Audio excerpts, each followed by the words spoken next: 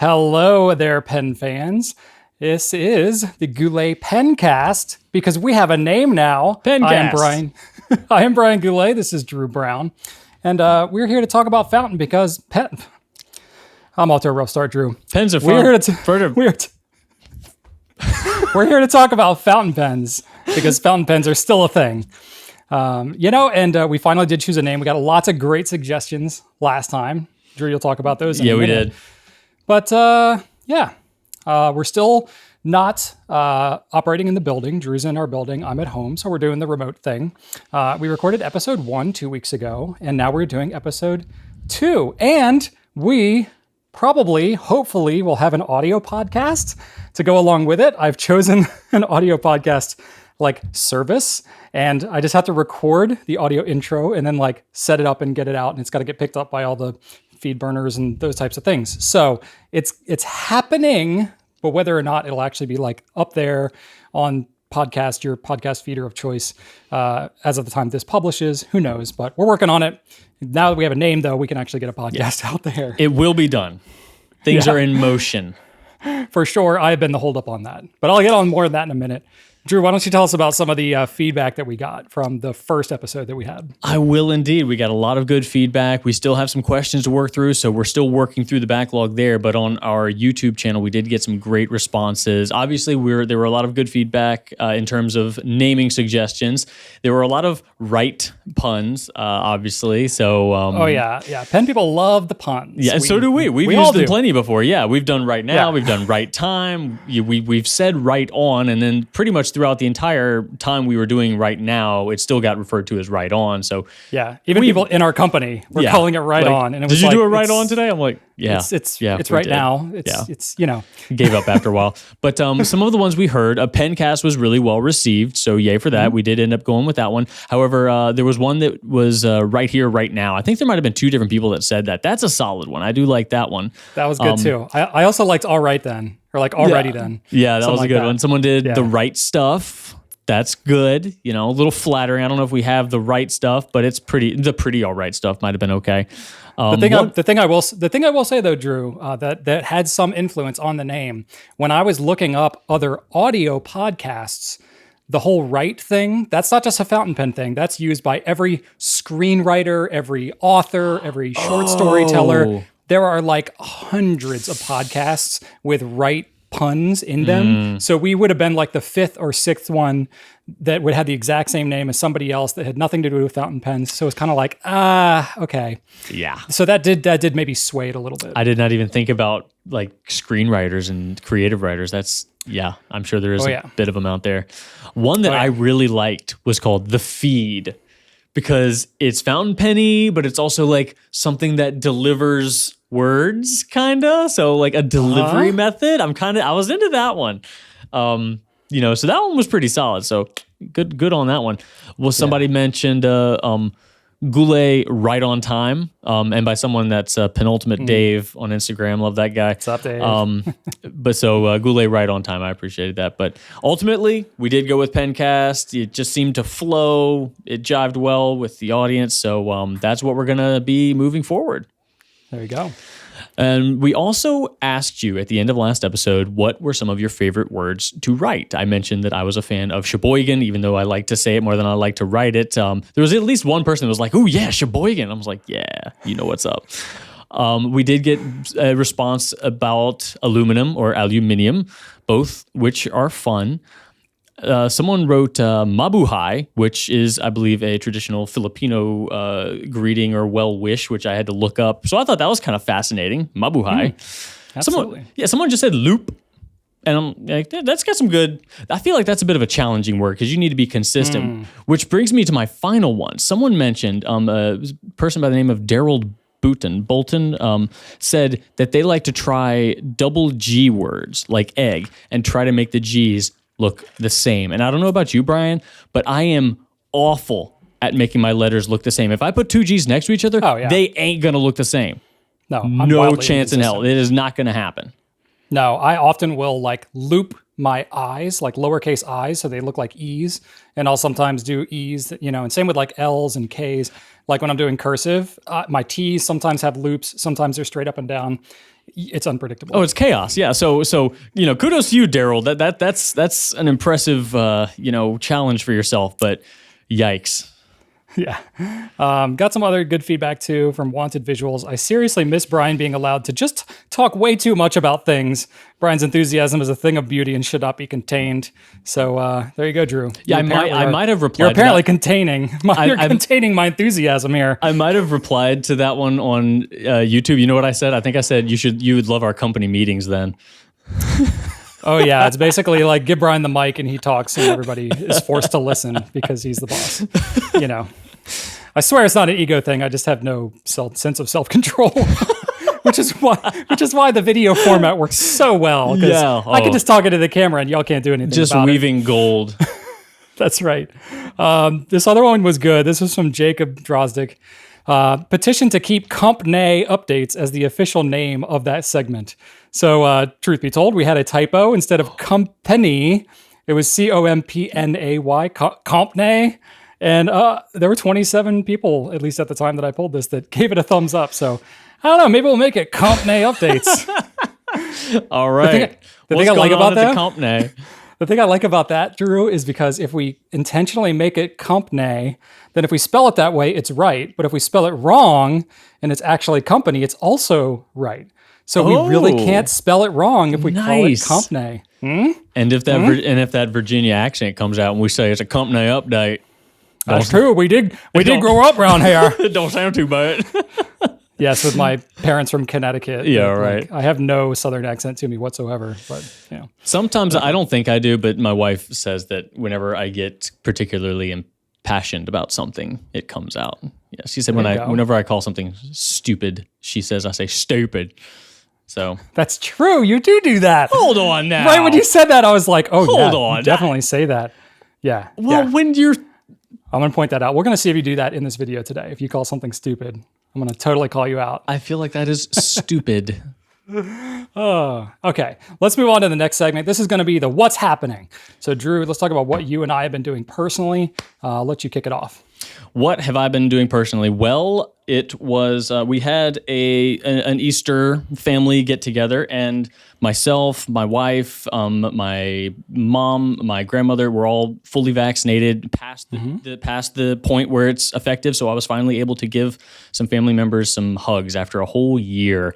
Nice. My mom got pretty emotional. So honestly, that was a really nice thing to have happen. My brother insisted that I watch the Godzilla King Kong movies, the newer ones.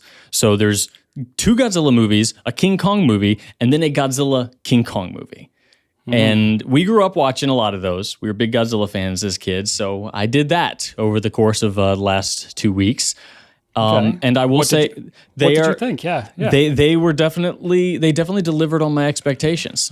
So if you go into a Godzilla movie or a King Kong movie, I don't feel like you would come out disappointed unless your expectations were not even near where they belonged. I was going to say, did you have realistic expectations? Or did you expect it to be bad? Yeah, no. I expected if you expected it to be a terrible movie and you're like, it met my expectations, that's not necessarily a good thing. They're monster movies. You need to expect a kaiju monster movie. So yeah, they did the things that Godzilla and King Kong should be expected to do. So fair enough. Yay for that. And then still been playing some video games. Restarted Witcher 3, which is a really, really solid game. And I finally started playing Zelda Breath of the Wild.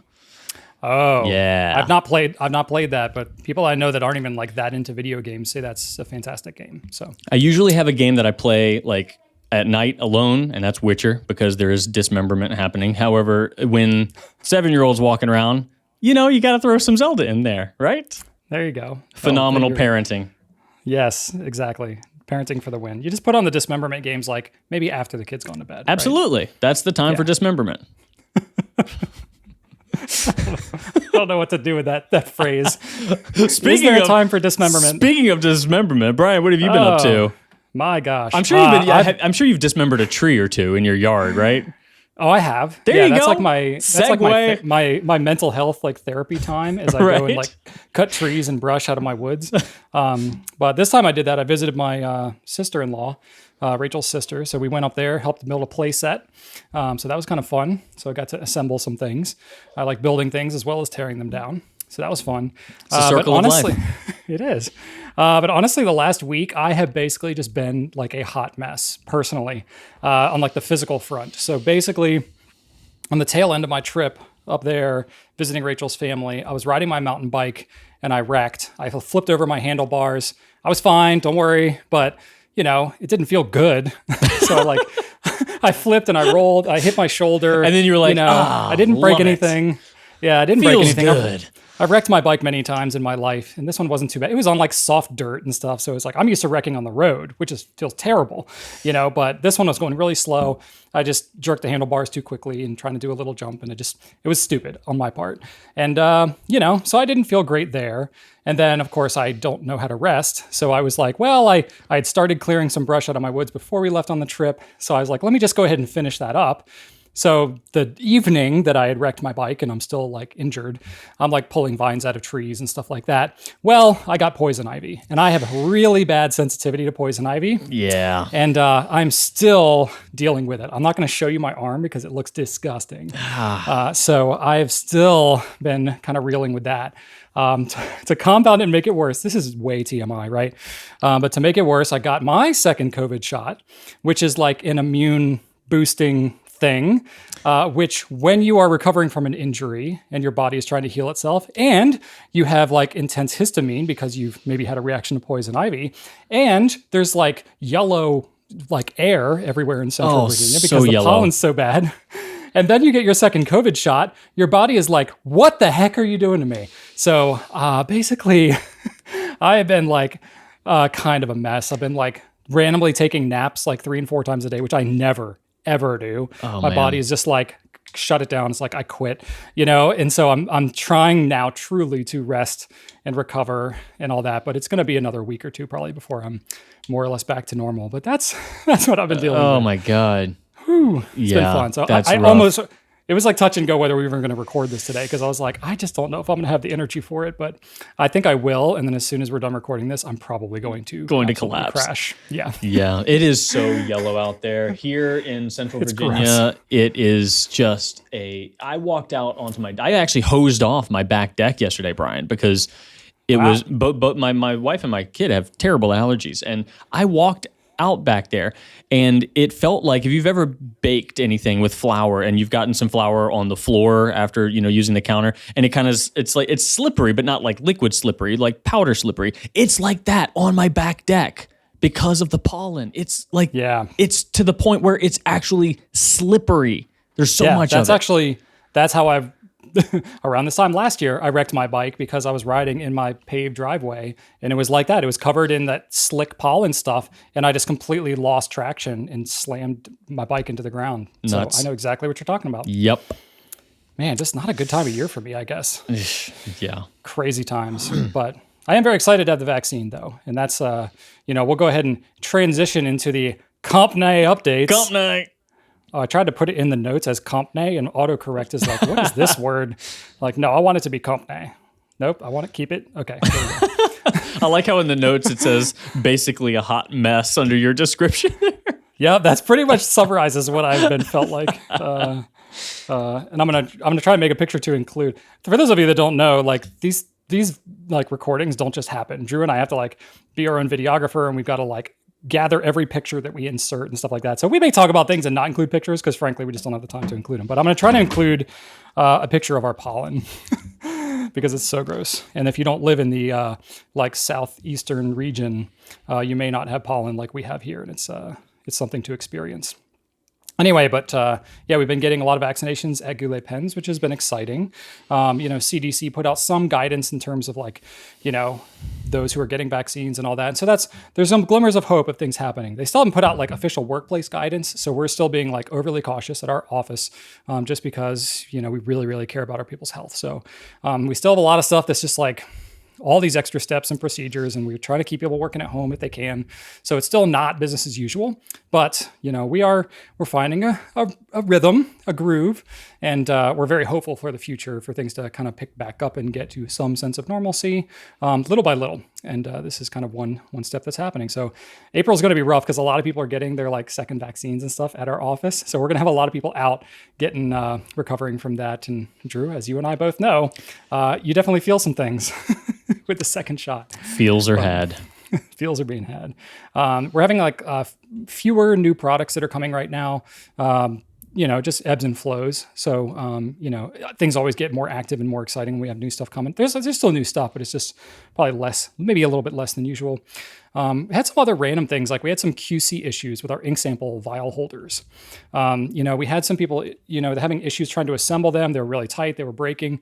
And we talked with our supplier, and basically they've talked to their factory that's actually making them.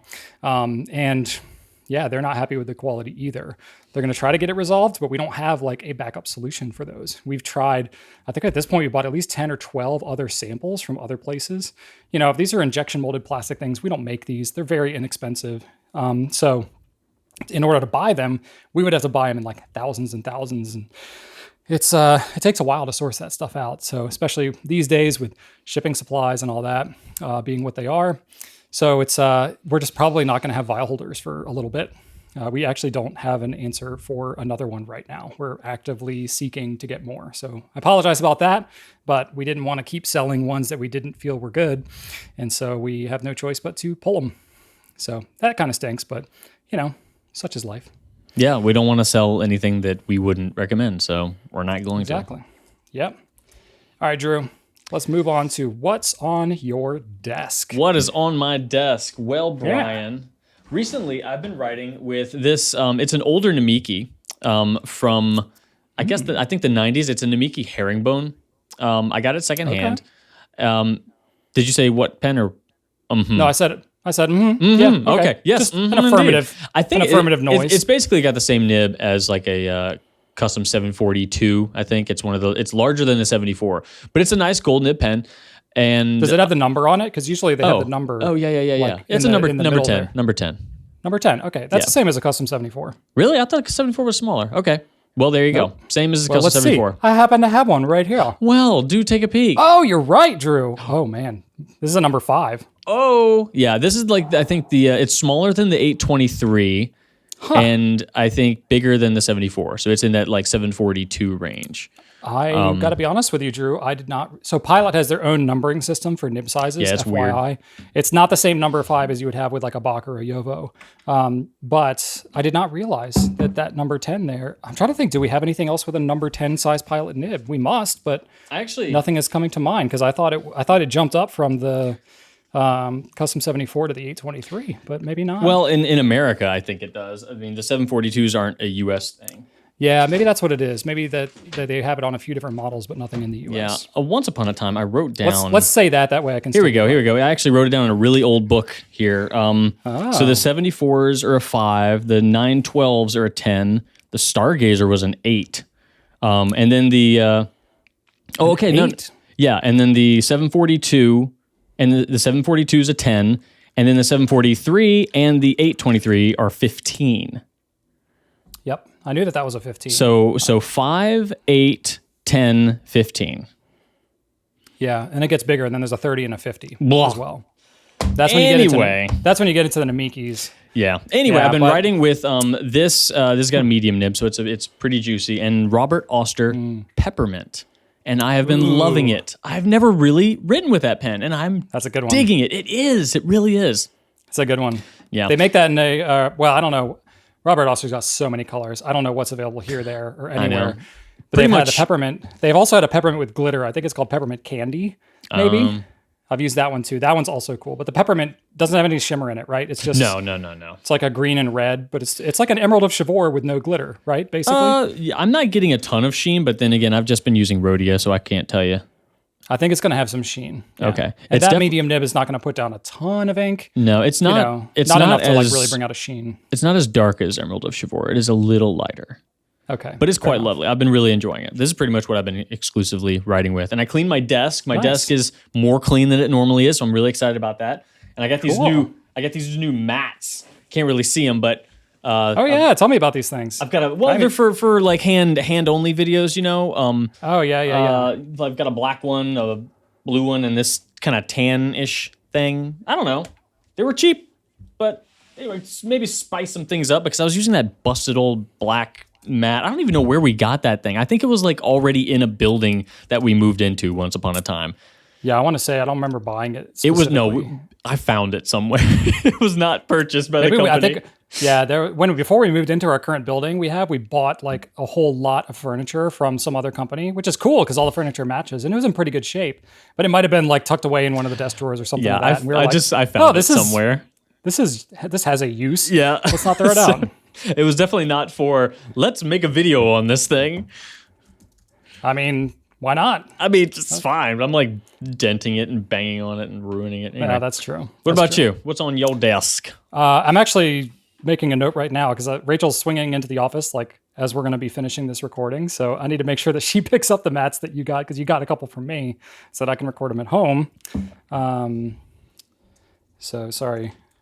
I mean, I'm literally this. How unprofessional is this? Oh, so unprofessional. I'm offended. I can't imagine what the listeners and viewers are feeling.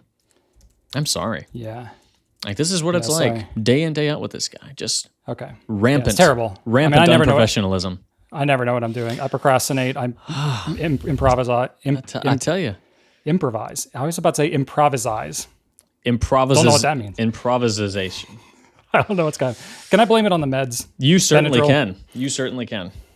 Benadryl kicks my butt, man. I hate taking it because it makes me so loopy.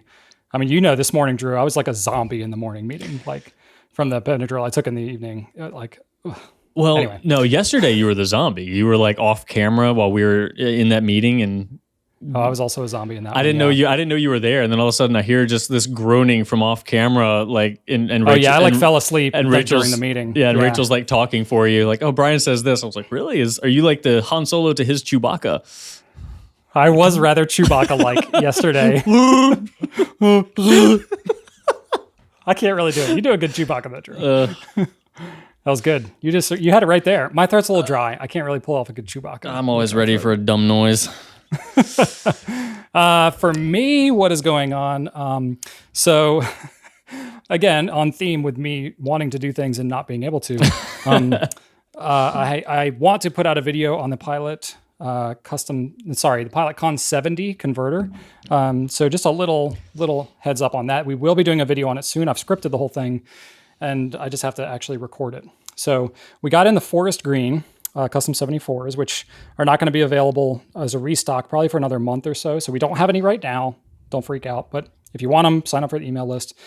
We got a small batch in a couple months ago and there they are. So they come with a Con 70 converter, but we noticed that the Con 70 converter was redesigned a little bit. So I won't get into all the details because I'm going to have a whole separate video on it, but I'm going to be doing a video on the difference between the old one and the new one. It's a rolling change, so they're going to have the new Con 70 coming out on other pens, and it's going to be taking a while. They actually did it like over a year ago. It's just we haven't seen them coming, and we actually didn't know they were coming until we saw them on these pens. So it's kind of like, oh, that's fun.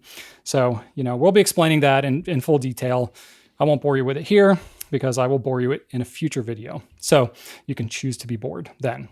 Other things I've been doing, I've been like mired in video backup land. And Drew, this is a project I've been working on for at least a month.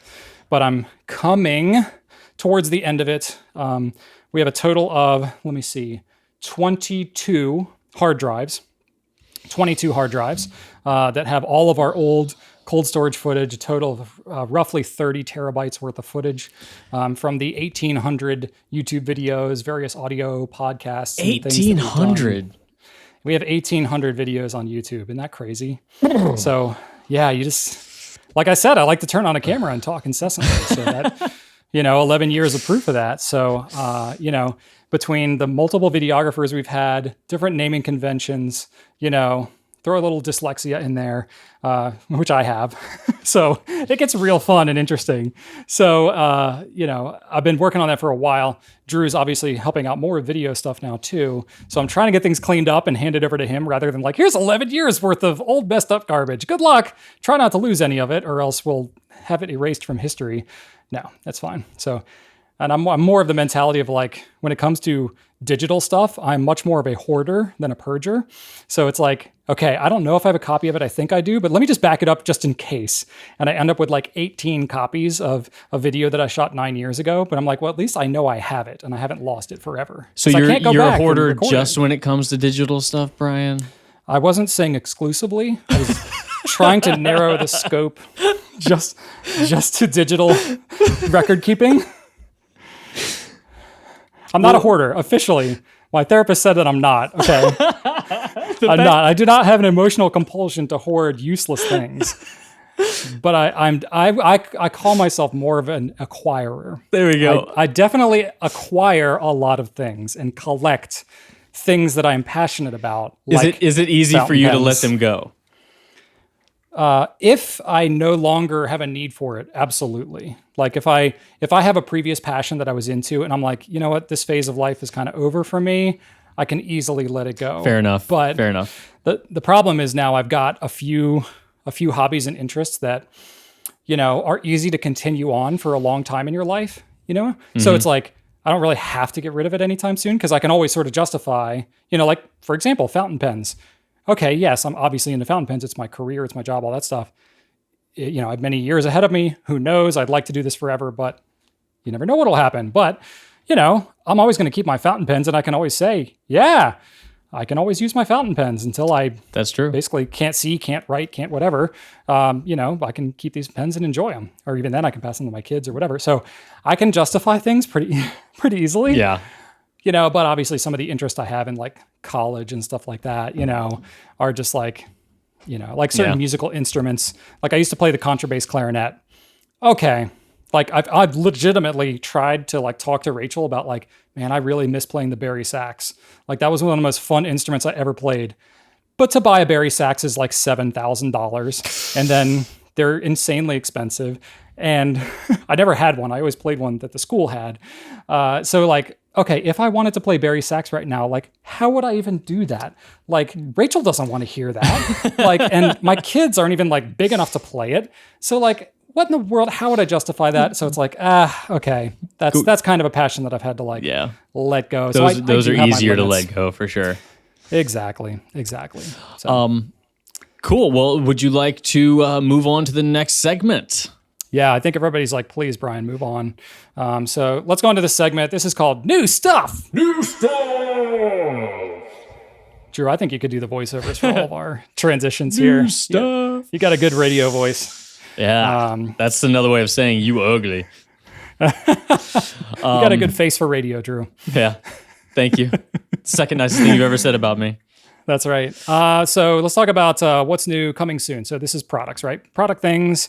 Con 70 change, that's going to be coming a little bit here and there. I think we've got like some metal Falcons that they're coming on and all that, but it's going to be a rolling change. Whether that's exciting or not, probably not. It's a converter.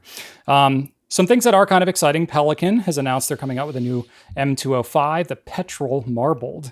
And we don't have one in person. We only have their stock images to show, but it looks pretty good. It kind of reminds me of that, oh shoot. I'm forgetting the name of it, Drew. That ocean color one, the black and teal swirly one, the M800. Oh my gosh, it's killing me. Wasn't it just like blue swirl or something like that? Well, there's a blue swirl, but no, there was something else. It was called, I think it was called ocean something. Oh, I'm gonna remember it later. All right. I'll find it. I think I have it in my pen case. So when you're talking, I'll go find it. So anyway, that's going to be coming out here soon. I think in either April or May. I can't remember the exact date. We weren't given an exact date, but sometime in this time frame. Sailor announced some anniversary pens. So Sailor is hitting their 110th anniversary. So if you weren't aware, they were founded in 1911. Hence the Sailor 1911. Goes back to their founding year. So they've got a couple of special pens that they're coming out with there. I don't really know a whole lot about them. We got basically everything we know up on our website. We haven't seen them yet, but they're going to be pretty cool. Esterbrook has announced their SD Gold Rush. So this is using that diamond cast material, which we've used before on the Franklin Christophs that we've done in the past. You've seen some of these maybe around various like independent pen makers and stuff have used that. So Tim McKenzie has been making this diamond cast material. It looks unbelievable. So I haven't seen the SD Gold Rushes in person, but I know they're going to look really, really good. So it's going to be a premium price, premium material, but it actually has like real bits of gold, like dust, gold, whatever powder in it. Hence the name. So it kind of reminds me of, Drew, you've watched Arrested Development, right? Yeah, we were just talking about how we want to watch it again though, because Jason, you need to watch it again. Well, Jason Bateman and Will Arnett have a podcast together with Sean Hayes from 2.5 Men. I think that's the guy. I did not know that. My wife listens to it all the time, and she loves it. She thinks they're hilarious together. What it is they all three have a podcast, and one of them brings on a guest that the other two don't know about. Like the last episode was Stephen Colbert, and the other two were like, "Oh, surprise." I guess so. Yeah, okay, like a celebrity guest, not somebody not jabroni not guest. Like. Yeah, it's not like their local barista that they wouldn't possibly know. Yeah, not yet. Okay. But apparently they've just got a really good dynamic. And it going back and thinking about Arrested Development, it just kind of blows my mind thinking about almost every one of those main cast members has had a starring role in their own show since then. So you look back, and I don't remember a lot of Arrested Development, but you got to look back and say, "Holy crap, that cast was something special." Because you can't say that about most sitcoms.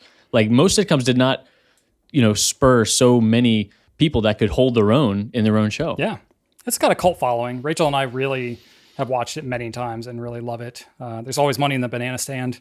Just phrases that you get from watching that show that just grow on you over time.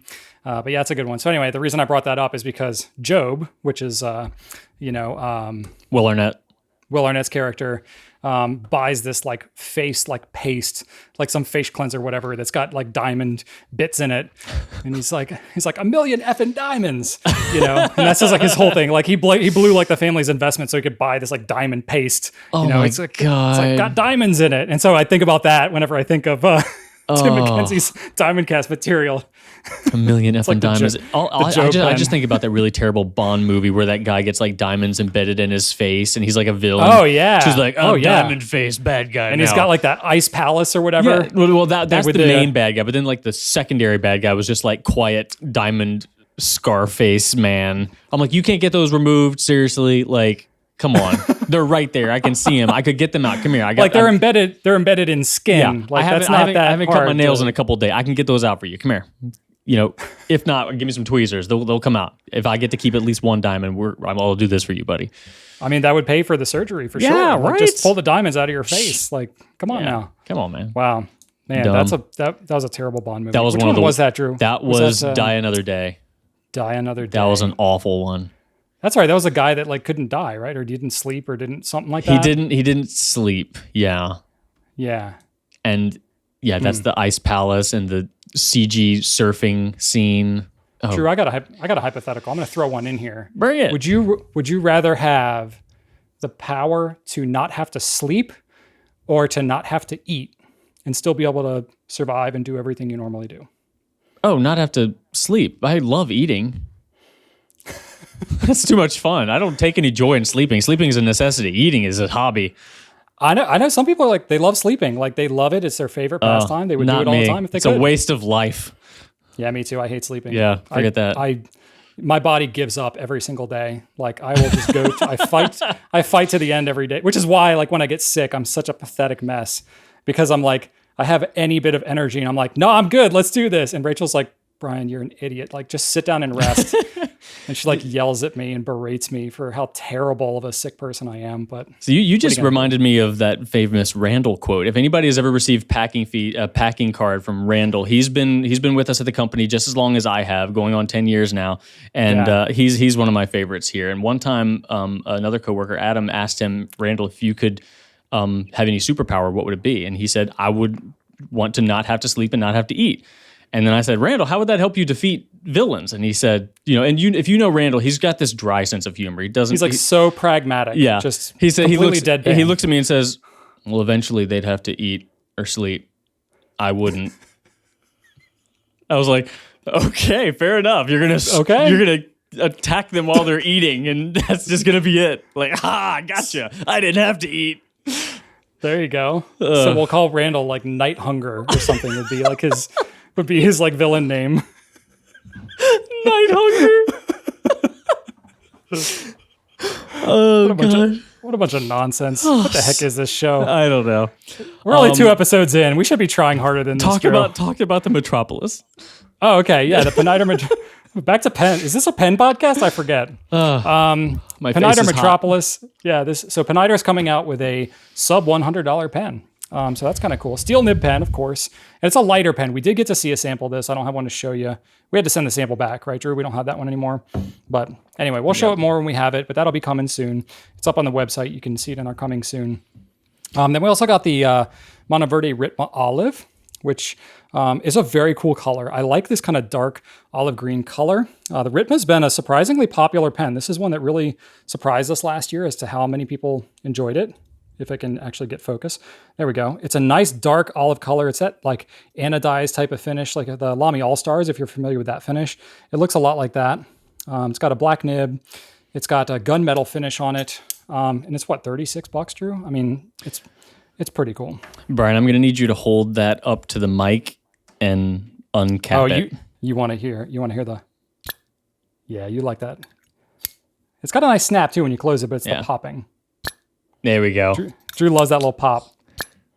There you go. That's good. Thank you for that. Thank you for that. Yeah, you're very welcome. And that one they have, so that real quick though, Drew. So they do have like a smaller version that has a lanyard that is replaceable on it. We are not carrying the lanyard version because it's cartridge only. We have not traditionally done well with most cartridge only pens, particularly ones that have a lanyard. If you are like dying to get one of those, let us know. We can carry it, but it's just not something that we traditionally would have a lot of. It's also a lanyard on a snap cap too. So magnetic snap cap. One good tug on that thing, and so it's kind of like, well, we'll carry it if people ask us for it. How about that? A lot of you.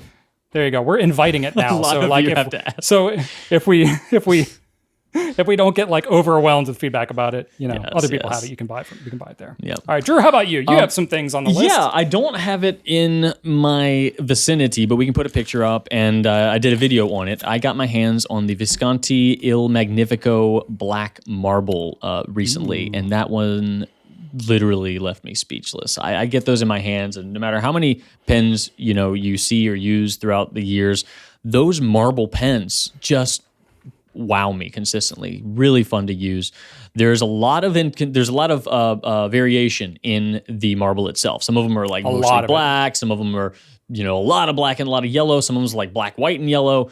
So, but I mean, it's marble. It comes from the earth. It's just going to be the way it is. So that was fun. I got to shoot the video on that and just ogle that thing for a little while. And I also got to swab and use some of the Private Reserve fast dry inks, which we recently acquired. Some old throwbacks here. Yeah, we had those a long time ago, like 2014, 2016? 6 years ago? Yeah. 7 years ago? Something like that? It's been a while. But so I got my hands on those. I did do some pretty basic testing. So, I mean, you can see that most of them dried. Let's see if I can get that focused here. Yeah, so most of them dried within the sub 30 seconds zone.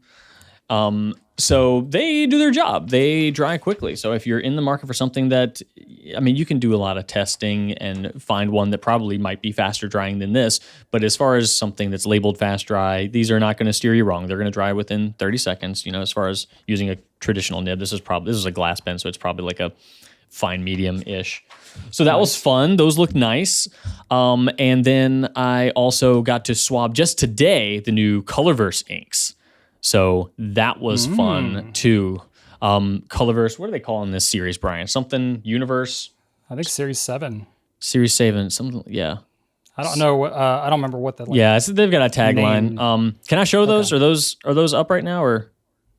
Good question. Can I show my swabs? I don't know. Let me look on the website. All right. And then I also played around with the Tomoe River notebook, which has been doing really well. People seem to like that. It's 50. We got it up on on the site. You can talk about it. Yeah. So that Tomoe River notebook is pretty cool. It's a thinner notebook. I've got one. looks something like this. This is graphed. We don't carry this one, but we can put a picture up.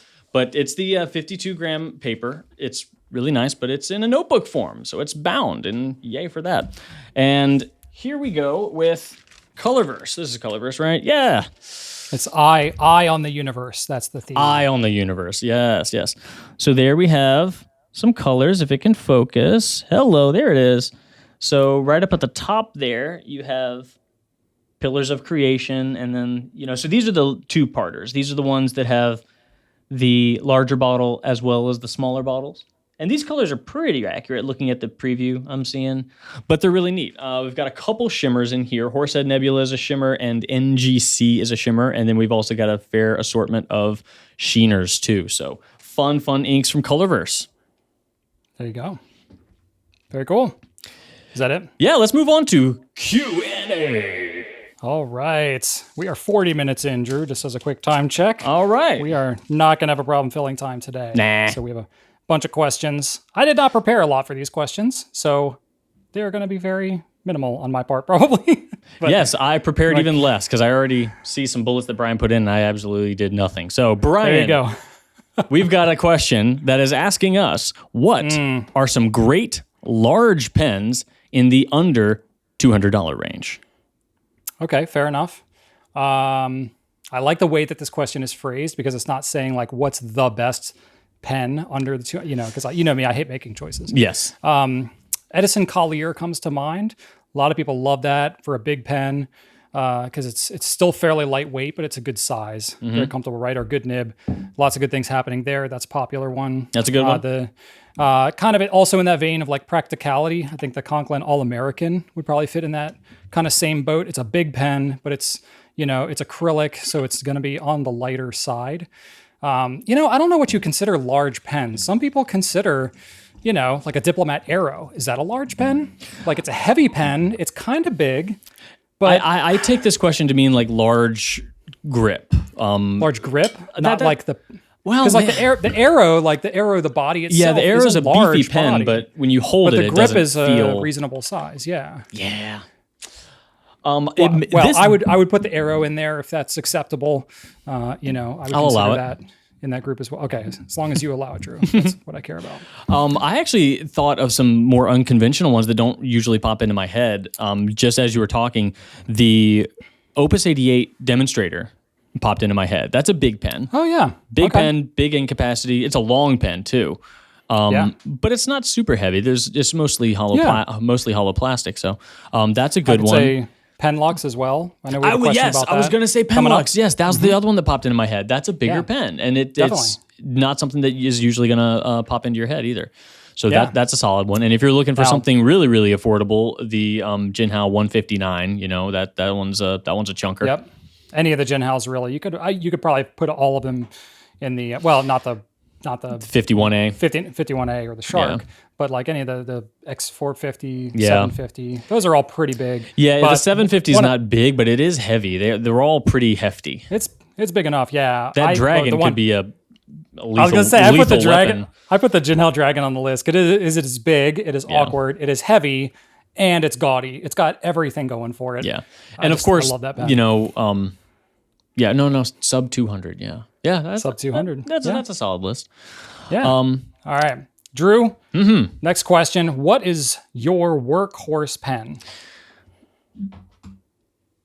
Lamy 2000. You took my answer. I mean, it just is. Like, isn't it? It is the workhorse pen. I never worry about this pen not writing, and I never worry about this pen becoming damaged. So true.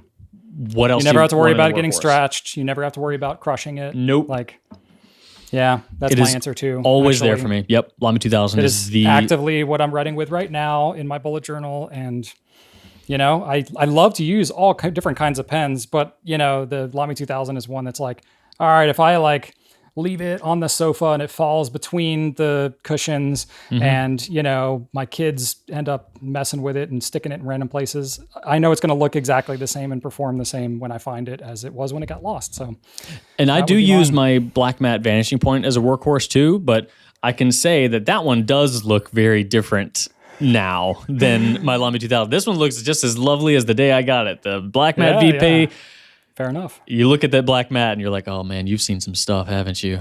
There you go. Lamy 2000, very solid answer there. Yeah. All right. Next up, if this person or anybody, I guess if we're suggesting that a person were to buy only one fountain pen ever, what would we recommend they buy if they just have one? I hate these questions. Ooh. I mean, Lamy 2000 is not bad. That's a pretty solid one.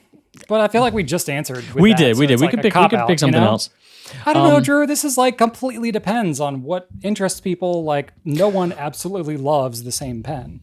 You know what I mean? So go, middle of the Venn diagram then. But I don't know. You don't know. It's a hypothetical, Brian. You don't need to know anything. A donkey Sanj here who asked this question. I don't know the personal preferences that would help to them fulfill their. You need to impose your will upon this so person. Much pressure. That's why I tell everybody like you can find something to love about every single pen because I can't make the decision for you if you're going to love something or not. It's a hypothetical. You just I know, but you think of the most the pen that hits the most places, the pen that checks the most boxes. What pen is that? Okay. Yeah. I guess some parameter that I can put on this question is, asked if I were to buy only one pen. So it's like, not just like if there was one pen ever, like completely impractical. Because then you could just say like, whatever, buy some vintage rare thing that's worth $26 million, and then sell it. And then you can live for the rest of your life, and fine. But I'm not going to go that extreme with the question. So yeah, Lamy 2000 is a pretty solid answer. I'm just going to cop out and go with that. It just really is a great pen. Yeah, and they've been selling it for decades, so you're going to find somebody that's going to be able to fix it for you. It's not going to become obsolete. Lamy's been around forever. They're not going anywhere anytime soon. So there you go. Ever, but they've been around for a while. That's true. Compared to other fountain pen companies, they're not quite as old, are they? They're solid in there. Yeah, they're in there. They've been around. Yeah, they're not the teenagers of the pen world, but they're like middle-aged, upper middle-aged, probably. I don't know what I'm talking about. All right, what's next? Right, next question. After opening and admiring my new pen from Goulet, winky face, what steps should I follow before using it? So basically, like, what do you do when you get a new pen? So I always think it's a good idea. Yeah, opening and admiring it. It's always a good idea when you buy something new, especially a tool like this that you're going to use. Just make sure that it like is what you expected it to be. This is us coming as a retailer, right? So we're always dealing with issues and returns and unmet expectations and things like that. So just make sure like you got the right pen, it's the right nib size, that kind of thing. Make sure it's it wasn't damaged in transit, any kind of thing. So this is with the assumption of like after you've kind of gone through the mechanics of I've acquired this new thing. What do I do with the pen? Me personally, I always recommend, but rarely follow my own advice. It's good to clean the pen first because there could be manufacturing oils or a little bit of leftover test ink or something like that that's in the pen. So it's always a good idea to do a cleaning, even just with plain water is fine. If you want to use like water with a little bit of dish soap, that's fine too. Just make sure to clean it with clean water after that. That's always a good idea. But that said, I'm always too excited myself to actually follow that advice. So I usually just go for it and ink it right up. And then if I have a problem with flow or something like that, then I dump it and clean it and then come back. But that's pretty rare, honestly. But going with the official authorized retailer manufacturer recommendation type of answer, it's good to clean your pen first and then basically ink it up and go to town. Like, I don't think you really shouldn't have to do too much unless you get a sense like it's not doing something that it should, if it's not flowing well, if it feels scratchy or something like that. But basically, if it looks good and you're ready to write with it, ink it up and write with it. Yeah, just give it a once over before you ink it up because sometimes, depending on the retailer you purchased it from, they might have different sorts of warranty/return policies based on whether or not it's inked up. So give it a good inspection before that happens, just in case you want to avoid being subject to any, additional fees or, even, not being allowed to return it in some cases. Yeah, we'll always work. We'll always work with you. But Yeah, we'll definitely work with you, but I don't. Some just retailers generally. Actually, I think most fountain pen retailers, they have a policy: if you ink it up, you can't return it, or there's some kind of restock fee. It's definitely some of them out there for sure. Yeah. Okay, Brian, we're coming up on 10 minutes left, so I know this next question can be a doozy, but let's try to. If I have a scratchy nib, what do I do?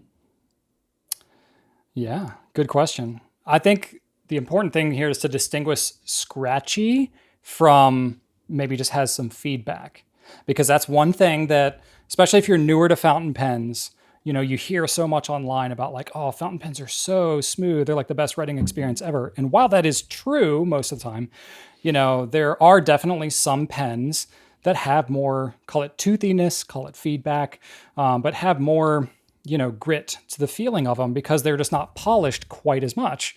So if the feeling is consistent in all directions, but just feels like it has a little bit of drag as you're writing with it, that may be intentional based on that individual manufacturer. Or it might have to do with the paper that you're using. The ink could be a factor. So it's good if you're having something that feels consistent like that, and then you're thinking like, maybe this is how it's supposed to be, I just would prefer something to be a little smoother. That's why we have things like micro mesh and Mylar paper and stuff like that. If you want to smooth and tune your own nib, if you're comfortable doing that, you can do that beyond what the manufacturer typically would do based on your own preferences. You can send it to a nibmeister. There's a lot of options you have for preferential things like that. But I think if you are talking about truly a scratchy nib, which, Drew, it's usually when you have the tines of your nib, usually there's a misalignment, which means that one of the tines is dragging. And usually you can tell if it's scratchy one way or the other. That's pretty much a telltale sign of misalignment. If it's scratchy from left to right, but not the other way, that means that one of your tines is dragging. Exactly. And that usually it's an alignment issue. And oftentimes you can actually realign it yourself. Now, if you're brand new to it, it might just be too much. I totally get that. So, reach out to wherever you got it. If it's from us, great. We'll help you out with that. If you need to, you can send it back. We'll take a look at it, that kind of thing. Sometimes you can fix it yourself, sometimes not. It just depends on the situation. If it's a new pen, usually there's only so much that's happened to it because it's new. If it's an older pen and you've pulled it out of your drawer and it's been in there 10 years and, it's got the old ink dried up in it, there could be a lot more to that. You're going to have to go down a deeper rabbit hole to try and diagnose maybe what's wrong with that pen. There may be some like full-on repair, like welding new tipping material on it that might be needed if the pen was dropped or something. You have no idea. If it's a pen you picked up at an antique, shop or a pen show or something, who knows what could have happened to that thing over decades. So that you're going to have to dive a little deeper to figure out. But basically you're into some sort of repair that could vary to different degrees. Hey, Brian. Hey, Drew. How do you feel about knocking out the rest of these questions in a lightning round? Oh, gosh. What does that mean? That means that I ask you the rest of the questions we have here on the agenda, and you answer them all in one sentence. In one sentence? Yep. I can answer. We have a lot of questions. Okay. You ready? Let's do it. You ready for this? All right. Lightning round. In one sentence, what are your thoughts on Penlux pens? Penlux is a relatively new brand, that is made for people who like to write with their pens, It's not as flashy, maybe as some others, but it is a very solid writer with a Yovo nib that I think is worth considering if you like large acrylic pens with piston filling mechanisms. Boom. Okay. Period. Great. How do I get that red to show up in the Emerald of Chivor? So that is, I think it's called efflorescence, So it's has to do with light refraction based How do I get it to show off the ink.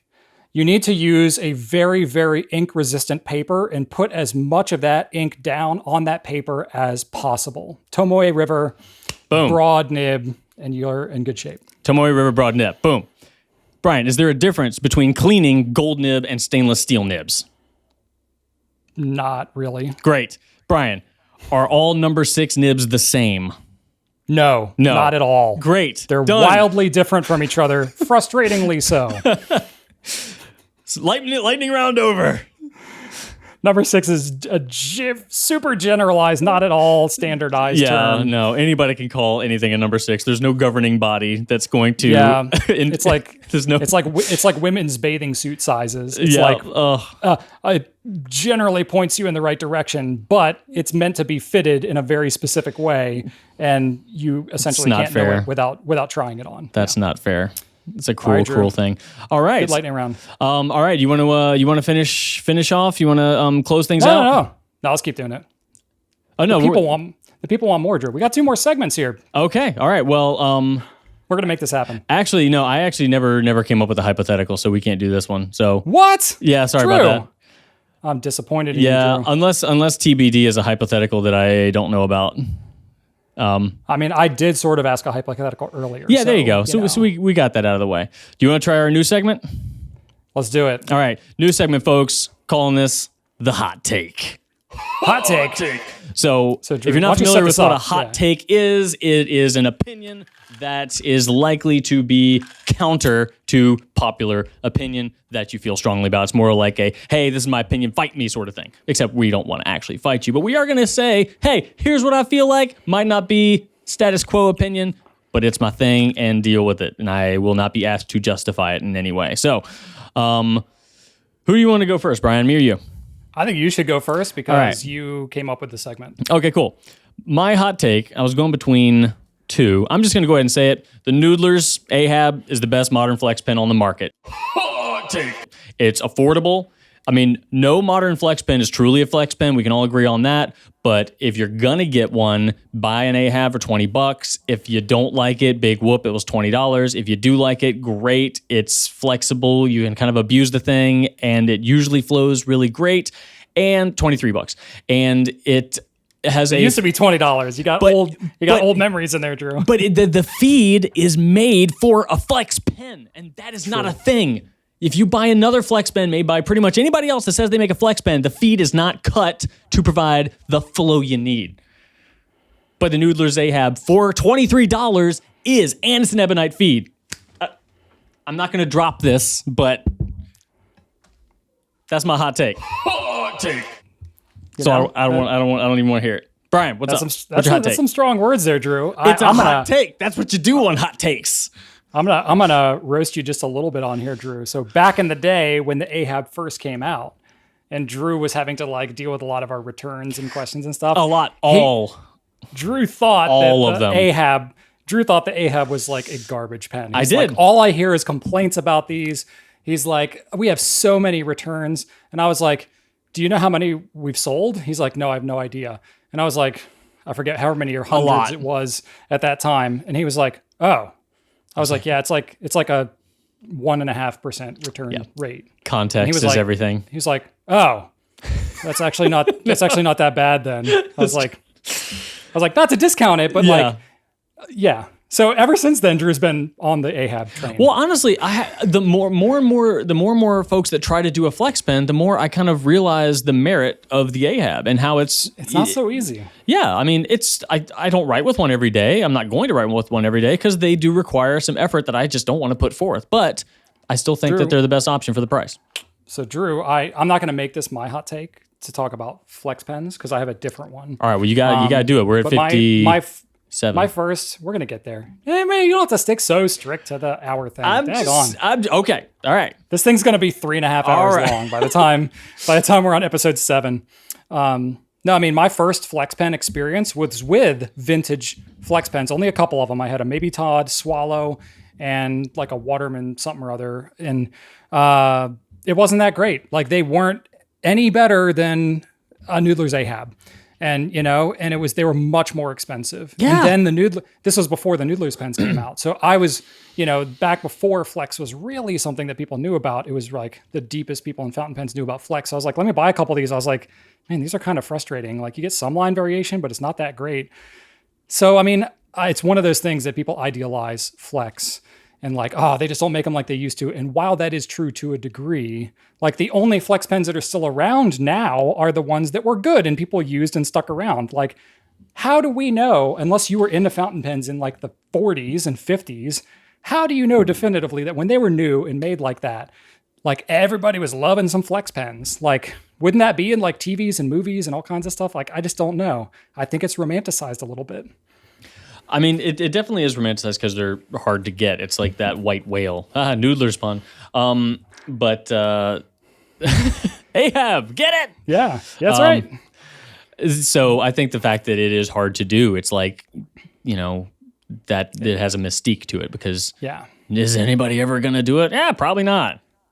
It's too much work, honestly. And the craftsmanship required to make the whatever idealized flex nib, the people just don't have the skill set much anymore these days. Yeah. So it probably was somewhere in the middle. Like it was better back then, but even at that time, it's not like everybody was using flex pens. It was still a pretty niche thing of the time, and everybody just wants it now. But and I will give credit where credit's due. Jaffa Brands being able to work with Yovo to create the OmniFlex nib and bring that to the fountain pen industry en masse, like that's a huge accomplishment. And I do think that nib is often underappreciated as well. But for me, it's the feed. Like you need to have a feed that keeps up with that nib, and the Ahabs do that. I mean, all Noodler's pens do that, but fair enough. Yeah, fair enough. All right, my hot take.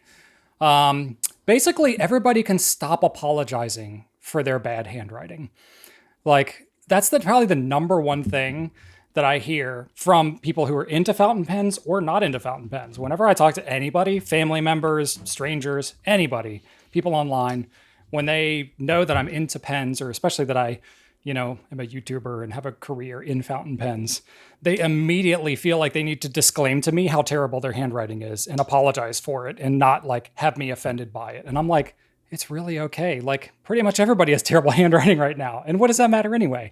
So, I mean, clearly there's like shame around having bad handwriting, especially in the US. And there's a reason for that. So I'm going to educate a little bit as well as, talk about my position. So a lot of this goes back to Platt Rogers Spencer, Zahner Blosser, Palmer, some of the early like drivers of handwriting script in the Americas in the 1800s, early 1900s. There was a very strong kind of push, maybe like leftover from some kind of like the puritanical type movement that had this vibe of like good handwriting being related to, discipline and personal character, education, even like spirituality, related. And it was pretty much like you do practice drills and you have to sit in this entirely proper manner. And there's good concepts and methodology behind that related to your muscles and how to write properly for when you are writing for long periods of time in script that is easily readable, as well as is good for your body form, because at the time that those were created, they didn't have, they had printing presses, but they weren't always available. For the average person, typewriters hadn't been invented yet. So for the average person, you were writing with either a dip pen or eventually a fountain pen, and you were writing a lot. So to write with proper form was actually like a health thing. So you needed to learn how to write well, because if you didn't write well, your hand would cramp and you would end up with all these muscle issues. So that was part of it, but it got kind of idealized into a more ethereal concept. And I think what happened is as the typewriter came out, as the ballpoint pen came out, some of the romanticism and ideology of that handwriting and being tied to like personal character and education and like being a good person in general, just like, when you were kids in school in the early 1900s, like you had to have your shoes shined and wear your knickers below your knees or whatever the heck, was the fashion of the time.